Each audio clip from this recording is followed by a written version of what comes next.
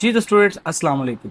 तो जो बैनर आप देख के अंदर आए हैं इसका मतलब ये है कि आप जानते हैं कि इस वीडियो में हम आज ये सीखेंगे कि ऐसे वो क्या इश्यूज़ हैं, ऐसे वो क्या मसाइल हैं जिनकी वजह से स्टूडेंट्स अपनी फील्ड के ऊपर, अपनी स्टडीज़ के ऊपर फुली कंसंट्रेशन नहीं कर सकते। तो आज हम इस चीज़ को इसी तरीके से लेके चलेंगे और आज आपको मैं बताऊंगा पिछले 6-7 सालों से कि क्या चीज़ें मैंने नोट की हैं बच्चों में, जिसकी वजह से वो सही तरीके से अपनी उस फील्ड के ऊपर, अपने उस सब्जेक्ट के ऊपर कंसंट्रेट नहीं कर सकते। तो चलिए शुरू करते हैं। उसके लिए हमें जाना पड़ेगा हमारी कंप्यूटर स्क्रीन पे। तो जी, तो आज बच्चों हम जिस चीज़ के ऊपर सबसे पहले डिस्कस करेंगे वो है स्टडी विदाउट गेटिंग बोर्ड। आज देखिए, सबसे बड़ा जो मसला आता है ना बच्चों में, वो ये सबसे बड़ा मसला आता है कि बच्चे बोर हो जाते हैं। उसकी रीज़न बहुत सी रीज़न्स हैं। सबसे मेन जो रीज़न है वो है आपका सोशल मीडिया। आपका सोशल मीडिया जो है उसने जो आपका शॉर्ट टर्म कंटेंट है, उसने आपका जो कंसंट्रेशन टाइम है उसको मिनिमाइज कर दिया है अप टू ओनली 15 सेकेंड्स। तो आप 15 सेकेंड से ज़्यादा कोई चीज़ सोच ही नहीं सकते, आप 15 सेकेंड से ज़्यादा किसी चीज़ के ऊपर कंसंट्रेट कर ही नहीं सकते। इसलिए आप ज़रा सा पढ़ने के लिए बैठते हैं, ज़्यादा देर आपसे बैठने नहीं होता है and you start getting bored. तो आज हम वो सारी चीज़ें देखेंगे कि ऐसी कौन सी वजूहात हैं जिनकी वजह से आप बोर्ड होते हैं, और ऐसी कौन सी वजूहात है जिनकी वजह से आपकी बोरियत को दूर किया जाएगा और आपकी जो कंसंट्रेशन है उसको पढ़ाई की तरफ लाया जाएगा। जी, तो चलिए शुरू करते हैं। तो इसमें सबसे पहली जो चीज़ हम कंसिडर करेंगे वो है आपकी जो स्ट्रगलिंग होती है ना, वो क्यों होती है। सबसे पहली चीज़, वो 65% ऑफ द स्टूडेंट्स जो होते हैं ना, वो बर्डनाइज हो जाते हैं। वो कहते हैं यार क्या मतलब इतना ज़्यादा पढ़ना है। वो सुन के ही परेशान हो जाते हैं, यार इतना ज़्यादा पढ़ना है। तो आपने सबसे पहले परेशान नहीं होना। देखें, जब आपके सर पे पड़ गई है ना, आपने करनी तो है, तो फिर आप उसको परेशानी की हालत में लेके जाएंगे तो फिर तो आप बिल्कुल भी नहीं करेंगे। तो फर्स्ट थिंग कि आपने बिल्कुल भी परेशान नहीं होना। Secondly, 47 minutes average focus. जो आपका एवरेज फोकस है ना, मतलब ये तो मैंने 15 सेकेंड्स तो एक आपका एक कंसंट्रेशन टाइम बताया। फिर आप अपने आप को लड़ झगड़ के कुछ टाइम के लिए फोकस करवा भी लेते हैं, तो वो जो मैक्सिमम फोकस आप करवाएंगे ना वो 47 मिनट्स है। 47 मिनट से ज़्यादा आप नहीं करवा सकते। तो इस चीज़ के ऊपर आपने काम करना है कि हमने अपने टाइम स्पैन को बढ़ाना है। एंड थर्ड इज़ कि आप बार बार, कह लो कि एक चीज़ को बार बार रिपीट करने से 3x more likely to retain information using active techniques. आप कुछ ऐसी टेक्निक्स होती हैं जिनको बार बार, जैसे आप मिसाल के तौर पे आप पढ़ते हो, फिर आप उसको बार बार अपने आप को सुनाते हो या किसी को सुनाते हो। इस तरह की टेक्निक्स जब आप फॉलो करते हो तो उससे भी आपको काफ़ी हद तक हेल्प मिलती है। तो ये सारी चीज़ें हैं जो आपके पास इश्यूज आती हैं, लेकिन आप बार बार, अब इस चीज़, इस 3x में क्या, इस 3x से क्या मुराद है, इस 3x से मुराद है कि आप एक चीज़ के ऊपर काम कर रहे हो, आप बार बार उसको रीड कर रहे हो, बजाय इसके कि आप किसी को सुनाओ, आप किसी से पूछो, आप किसी से मतलब ओपिनियन लो, आप उसको बार बार रीड कर रहे हो। तो जब आप बार बार रीड करोगे तो वो आपको बिल्कुल भी माइंड में नहीं पड़ेगी और आप हेक्टिक हो जाओगे, आपको कि यार छोड़ो, रहने देते हैं, हम पढ़ते ही नहीं। उसके बाद, लेकिन उसकी एक अच्छी खबर भी है कि ये सारे जितने भी चैलेंजेस हैं ना, इन सब का हल है। वो हम आगे पढ़ेंगे। 4 स्टडी किलर्स हैं वो आपके सामने। सबसे पहले नंबर पे फ़ोन डिस्ट्रैक्शंस। फ़ोन आपको बहुत ज़्यादा डिस्ट्रैक्ट करते हैं। उसके बाद प्रोक्रास्टिनेशन। प्रोक्रास्टिनेशन कहते हैं लेजीनेस को, यार कल कर लूँगा, बाद में कर लेता हूँ, थोड़ी देर तक कर लेता हूँ, एक दो रील्स देख लूँ। तो इन चीज़ों के ऊपर आपने थोड़ा सा ध्यान रखना है कि आपने प्रोक्रास्टिनेशन वाली साइड पे नहीं जाना, ठीक है। ये बहुत बड़ा इशू है। उसके बाद मेंटल फटीग। आप फटीग, हर चीज़ को एक टेंशन लेके काम करते हो। जब आप टेंशन लेके काम करते हो फिर आपको बिल्कुल समझ में नहीं आएगी। And last but not the least, no clear purpose. आपको पता ही नहीं है आप क्यों पढ़ रहे हैं। जब आपको पता ही नहीं है, देखें मुझे एक काम का नहीं पता ना कि मैं वो काम क्यों कर रहा हूँ, तो मैं उस काम में दिल लगाऊंगा ही क्यों। जब मेरे को मकसद ही नहीं मालूम कि मुझे करना क्या चाहिए, मुझे करना क्या है, क्यों करना है, तो फिर मैं उस पर मकसद टाइम क्यों लगाऊं। तो ये चीज़ आपने माइंड में रखनी है। उसके बाद, वाई स्टडिंग फील्स बोर। आपको बोर क्यों फील होता है। सबसे पहले, डोपामिन नहीं होती इसमें। आप जो सोशल मीडिया देखते हैं ना, उसमें आपको डोपामिन मिलती है, आपको मोटिवेशन मिलती है कि यार मैंने काम करना है, ठीक है। उसके बाद, आपकी जो ब्रेन्स की जो प्रायोरिटीज़ है ना, वो सोशल मीडिया पे ज़्यादा है एज़ कम्पेयर टू एजुकेशन। आपकी अपनी प्रायोरिटीज़ कम है, आप खेल कूद पे ज़्यादा प्रायोरिटी करते हो, आप पढ़ाई पे इतनी प्रायोरिटी नहीं करते। उसके बाद, आपकी जो अटेंशन है ना, वो आपका जो नेटवर्क, अटेंशन का नेटवर्क है, वो सोशल मीडिया पे और इस तरह के कंटेंट पे ज़्यादा, बजाय इसके कि आप पढ़ाई या कोई चीज़, कोई स्किल सीखें। Repetition, prediction, boredom. आप कोई चीज़ बार बार पढ़ रहे हो ना, अब आपको पता है कि आगे क्या आने वाला है। जब आपको पता है कि आगे क्या आने वाला है तो वो बोर्डम क्रिएट, वो एक बर्डम या एक आप कह लो कि बोरियत क्रिएट करता है। तो आप उसको कहते हो यार ये मुझे पता है आगे क्या होने वाला है, यही चीज़ बार बार पढ़ूंगा, तो वो फिर वो जो एक अंदर से एक चाहत होती है ना, एक मोटिवेशन होती है, वो खत्म हो जाती है। ठीक है। पैसिव रीडिंग, आप बार बार जो रीड आउट करते हो ना, रीड आउट करते हो, जब मतलब आप उसको बहुत ज्यादा पढ़ते हो, हद से ज्यादा पढ़ना शुरू कर देते हो, बगैर मतलब जाने, बगैर कुछ समझे आप सिर्फ पढ़ रहे हो, रीडिंग कर रहे हो, तो वो भी आपको तंग करती है कि क्या यार पढ़ पढ़ के। और योर ब्रेन क्रॉस चैलेंजेस, आपका जो ब्रेन है ना, इसको ऐसे बनाया गया कि आप इसको जितना चलाओगे ये उतना काम आएगा। अगर हम इसको चलाएंगे नहीं तो बिल्कुल ज़रूरत ही नहीं है इसको। ये वो वही वाली बात है कि अगर आप लोगों का दिमाग खरीदने के लिए बाजार में जाएंगे ना, तो हमें बिल्कुल फ्री मिलेगा, क्योंकि कभी इस्तेमाल नहीं हुआ ना। तो आप लोगों ने जब भी काम करना है ब्रेन, तभी आपका अच्छा काम करेगा जब आप उसके ऊपर थोड़ी सी मेहनत करोगे।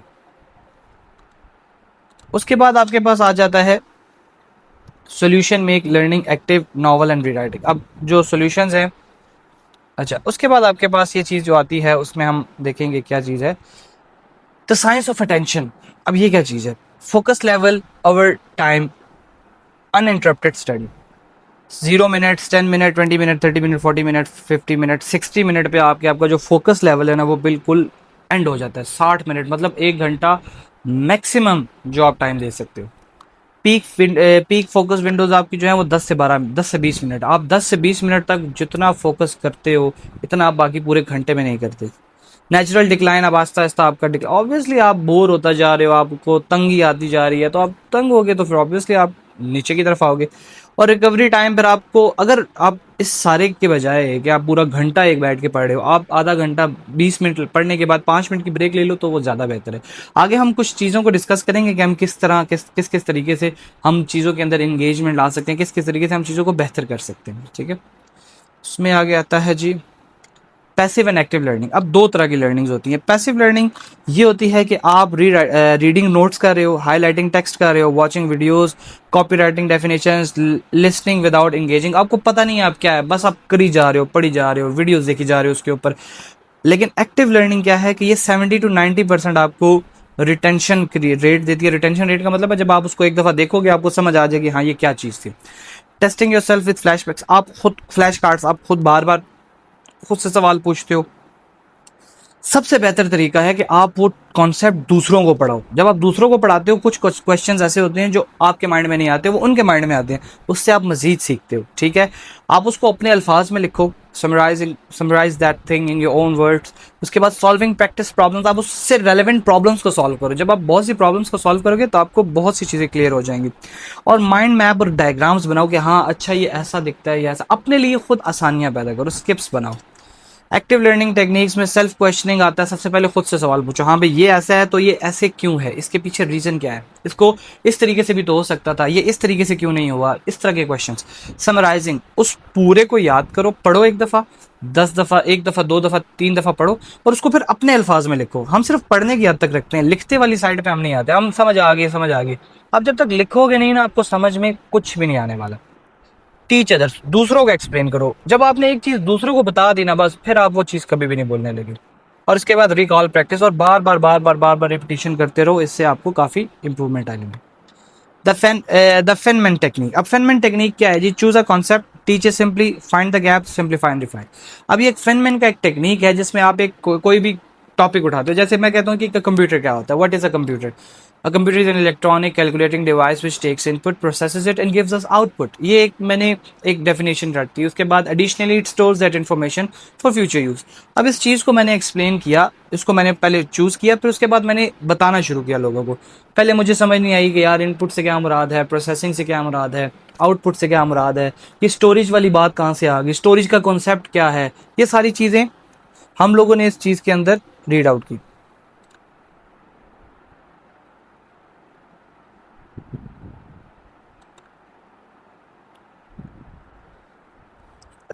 स्टोरेज का क्या कॉन्सेप्ट है, ये सारी चीज़ें हमने इसके अंदर रीड आउट की। हमें नहीं पता था ये क्या है, क्यों है, कैसे है, किस लिए है, ये सारी चीज़ें हमें नहीं पता थी। तो मैंने जब 1 दफ़ा पढ़ा, उसको फिर उसके बाद मैंने टीच करना शुरू किया। जब मैंने लोगों को पढ़ाना शुरू किया तो मुझे समझ आई, हाँ भाई इसमें ये चीज़ें हैं, इसमें ये चीज़ें एक्सप्लेन होती हैं, ये बढ़ सकती हैं, ये कम हो सकती हैं, दिस एंड दैट। उसके बाद फिर मुझे गैप्स पता चले, हाँ यार ये अगर स्टोरेज आया तो इसका मतलब क्या है, ये आया कहाँ से, किसने प्रेजेंट किया है, किसने इसको इसके अंदर इंसर्ट किया, किसने इसको इंटीग्रेट किया, ये सारा कुछ मुझे उसमें पता चला। और फिर मैं बात बात उसको खुद ब खुद रिफाइन करता जा रहा था और मुझे पढ़ाने में आसानी थी। और आई गेस जिसको मैंने ये कंप्यूटर की डेफिनेशन पढ़ाई है, मेरे जो स्टूडेंट्स हैं अगर जो वीडियो देख रहे हैं उन्हें पता है कि जो कंप्यूटर की डेफिनेशन मैंने पढ़ाई हुई है, ये वो डेफिनेशन है जो आप थ्रू आउट योर करियर आप उसको नहीं जुटला सकते, क्योंकि इस एक डेफिनेशन में मैं पूरी हिस्ट्री, पूरी आपकी जो जनरेशन है उन सबको कवर करता हूँ। और आई हैव डन इट। और इंशाल्लाह मैं आगे अपने चैनल पे वीडियो अपलोड करूँगा और उसमें मैं ये आपको करके दिखाऊंगा। The power retrieval practice. अब आप अब बार बार रीडिंग करने से ना आपकी जो रिट्राइवल की जो परसेंटेज है वो आप देख सकते हैं कि 28% है। बट अगर आप प्रैक्टिस करते हो ना एक्टिव के बार बार पढ़ाना और उसके बाद ये जो अभी सारा कॉन्सेप्ट आपको बताया तो उसकी 76% है। अब उसकी वो हिसाब दे सकते हो, ठीक है। आपके पास शॉर्ट फोकस सेशंस हो सकते हैं। आप 25 मिनट काम करो, फिर ब्रेक लो, फिर 25 मिनट काम करो, फिर 5 मिनट की ब्रेक लो, फिर 15 मिनट की ब्रेक लो, फिर 25 मिनट काम करो और इस तरीके से आप 4 राउंड्स लगाते रहो। 25-25 मिनट के आपके पास 50 मिनट के एक सेशन आता है। अगर एक कह लो आप तकरीबन सवा घंटे 1.5 घंटे में, और आपके पास 5 घंटे, तो 5 घंटे में आराम से 4 सेशंस लगते हैं और वो 4 सेशंस आपको इतना फ़ायदा देंगे कि आप याद रखोगे इंशाल्लाह। द इम्पोर्टेंस ऑफ ब्रेक, जिसकी ज़रूरत क्यों है। मूवमेंट ब्रेक आपको थोड़ा बहुत, एक तो आप बैठ बैठ के आपको नींद आ जाती है, इसलिए चलते फिरते रहना चाहिए। इसीलिए हमारी जो क्लास होती है वो 40 मिनट से ज़्यादा नहीं होती, क्योंकि 40 मिनट के बाद आपका कंसंट्रेशन टाइम खत्म होना शुरू हो जाता है। और क्लास एंड होती है इसीलिए ताकि आप खड़े हों, थोड़ा सा इधर उधर घूमें, थोड़ा सा अपनी कुर्सी से खड़े हो जाएं। क्लास में आपको जब टीचर इंटर होता है वो इसलिए आपको स्टैंड अप करवाया जाता है कि आप लोग एक्टिव हो जाएं कि भाई अब टीचर आ गया, मैं पुरानी क्लास चली गई है। इसलिए नहीं कि वो अपने आप को बताने के लिए कि भाई मेरे लिए खड़े हो, ऐसा बिल्कुल भी नहीं होता। हाइड्रेशन भी, एक पानी शानी पीनी चाहिए आपको। आजकल तो वैसे भी गर्मी है तो आपको पानी तो हर टाइम, एक पानी की बोतल, जैसे ये मैंने भी रखी हुई है एक पानी की बोतल, तो आपके पास भी हर टाइम पानी की बोतल होनी चाहिए। याद आया मैं भी पी लूँ। उसके बाद आती है आई ब्रेक। आपकी आंखों को भी थोड़ा सा ना सुकून चाहिए। आप पूरा दिन मोबाइल में लगे रहेंगे, पूरा दिन टीवी देखते रहेंगे, तो उससे भी आपकी आंखें, आपकी नज़र, आपके दिमाग पे डायरेक्टली असर पड़ता है। ब्रीदिंग ब्रेक, आप पढ़ के एग्जॉस्ट हो जाते हैं, इसलिए आपको थोड़ा सा चल फिर के, थोड़ा सा जो आपको स्कूल में ब्रेक दी जाती है वो इसीलिए दी जाती है कि आप बाहर जाएं, थोड़ा सा हवा वगैरह में जाएं और थोड़ा सा फ्रेश होकर वापस आएँ। आपने सबसे पहले अपनी एक स्पेस सेलेक्ट कर लेनी कि भाई यहाँ पे मैं पढ़ूंगा और इसके अलावा मैंने कहीं और नहीं पढ़ना, ठीक है। उसमें आपके पास साउंड बिल्कुल नहीं होना चाहिए, ठीक है। बिल्कुल किसी किस्म का कोई आवाज़, कोई शोर शराबा, कोई डिस्ट्रैक्शन नहीं होनी चाहिए। और आपका जो डिजिटल है ना, डिजिटल मोबाइल फ़ोन्स और ये सारा कुछ, ये इस तरह फ्लिप करके नहीं रखना है। आपने मोबाइल साथ वाले कमरे में रखना है, साइड पे रख दो, ठीक है। ताकि आपका जो जितना भी ये पढ़ने वाला टाइम है ना, इसमें आपको कोई भी चीज़ किसी किस्म से भी, किसी तरीके से भी डिस्ट्रैक्ट ना करे, डिग्रेड मत करे, ठीक है। उसके बाद आपके पास आता है फ़ोन एडिक्शन। सबसे बड़ी चीज़ आज के दौर में, सबसे बड़ी प्रॉब्लम फ़ोन एडिक्शन है, ठीक है। आप सबसे पहली चीज़ आप उसको दूसरे कमरे में रखेंगे, ठीक है। उसके बाद आपने एक फ़ोन चेक टाइम रखना है कि हर 90 मिनट के बाद या 1.5 घंटे के बाद या 2 घंटे के बाद मैंने उसको चेक करना है, ठीक है। आप उसमें ग्रे स्केल ऑन करोगे ना, तो ग्रे स्केल में ये होता है कि आपका जो कलरिंग शरिंग है ये ख़त्म हो जाती है। इससे आपको डोपामिन नहीं मिलती, इससे आपको फ़ोन में इतना इंटरेस्ट नहीं रहता। सोशल मीडिया ऐप्स को कम से कम पेपर्स के दौरान तो लाजमी डिलीट करें, ठीक है। और आपके पास इस तरह की ऐप्स आई हुई हैं, जैसे फॉरेस्ट ऐप है, ठीक है, जो आपके फोकस सेशंस को बढ़ाती हैं, ठीक है।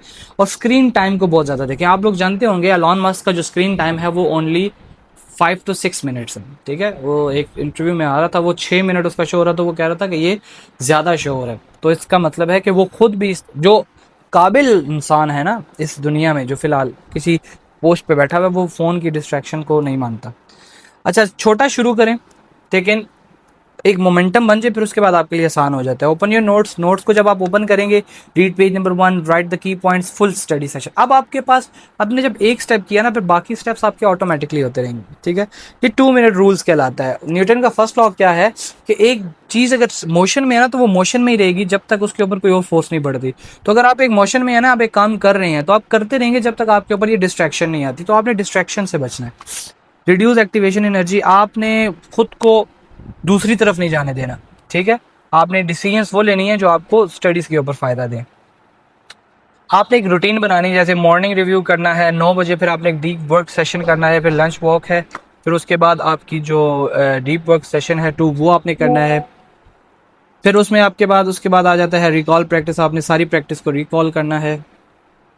और फिर एंड पे आपके पास आ जाता है लाइट रिव्यू। ये सारी चीज़ें, ये एक आपके पास एक रूटीन है जिसको आप फॉलो अप करके आराम से पूरे दिन के लिए एक रूटीन बना सकते हैं।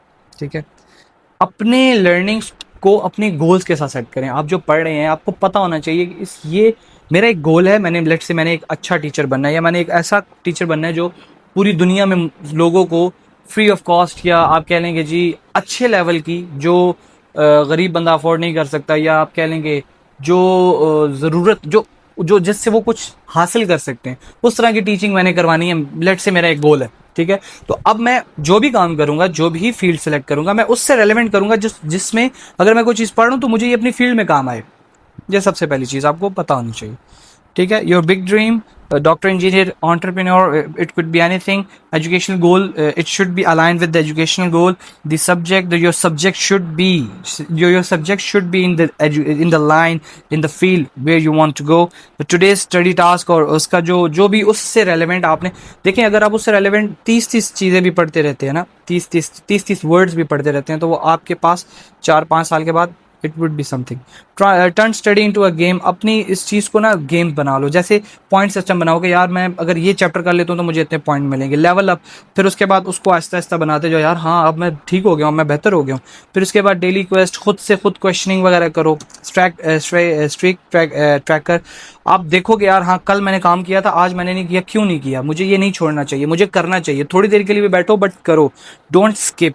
बैजेस एंड रिवॉर्ड्स, और खुद को खुद अप्रिशिएट करो। जब आप खुद को खुद अप्रिशिएट करोगे, द वर्ल्ड खुद को खुद अप्रिशिएट करो। जब आप खुद को खुद अप्रिशिएट करोगे, the world will appreciate you. Okay, और उसके बाद स्पीड चैलेंजेस, और स्पीड देखो कि यार कल मैंने 2 पेजेस एक दिन में किए थे, आज मैं 2 पेजेस आधे दिन में करूंगा।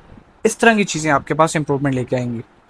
Focus on progress not perfection. आपने प्रोग्रेस के ऊपर करना है यार। आप ये नहीं कि यार मेरे पास सारा कुछ होगा, मेरे पास मोबाइल होगा, मेरे पास ये चीज़ होगी, मेरे पास वो लिखने वाला खूबसूरत मार्कर होगा, तब मैं काम करूंगा। नो, आपके पास सिर्फ आपका बुक और आपका माइंडसेट होना चाहिए, और आपके पास एक जगह हो, बस बैठे आप और पढ़ना शुरू कर दें। ठीक है, प्रोग्रेस आपकी अच्छी होनी चाहिए, आपको इंप्रूवमेंट अच्छी आनी चाहिए। आप 10 मिनट, 5 मिनट, 15 मिनट में आपने जो चीज़ें पढ़ी हैं वो आपकी पहले जो आपको कम आती थी अब आपकी ज़्यादा हो गई हैं, तो ये प्रोग्रेस है। प्रोग्रेस आपकी ज़्यादा होनी चाहिए।